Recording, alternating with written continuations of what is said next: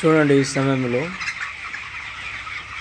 హుస్నాబాద్ టౌన్లో మేము ఈ యొక్క పౌల్ట్రీ షెడ్ చూడండి, 1800 కోళ్ళు పెంపకంని చాలా మంచిగా గ్రోత్ అవుతున్నాయి.